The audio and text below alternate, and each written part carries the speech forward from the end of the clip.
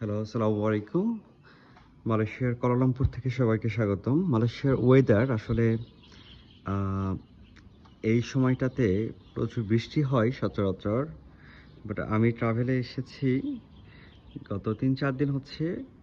বৃষ্টি খুবই কম হয়েছে, প্রচণ্ড রোদ। আ সকালে দেখতে পাচ্ছেন পাহাড়ের চূড়াগুলোতে এখনো কুয়াশার মতো দেখা যাচ্ছে এবং বাহিরেও এখনো খুব বেশি পরিষ্কার হয় নাই। কুয়াশা ভাব একটা দেখা যাচ্ছে আরকি। মালয়েশিয়াতে মর্নিং এ এরকম একটা ভাব সবসময়ই থাকে। মানে এই ওয়েদারটা কুয়াশাচ্ছন্ন সবসময়ই থাকে মোটামুটি। বাট এই সময়টাতে বেশি থাকে। আজকে প্রচুর রোদ দেখতে পাচ্ছি আসলে মানে বাহিরে এই যে বেলকনিতে দাঁড়ানো যাচ্ছে না এরকম রোদ এবং টেম্পারেচার অ্যারাউন্ড 32। এখন সকাল ৯ টা বাজে। সকাল ৯ টার সময় 32 ডেটটা হয়তো আরো ইনক্রিজ হবে। তো এটাই। সবাই ভালো থাকবেন।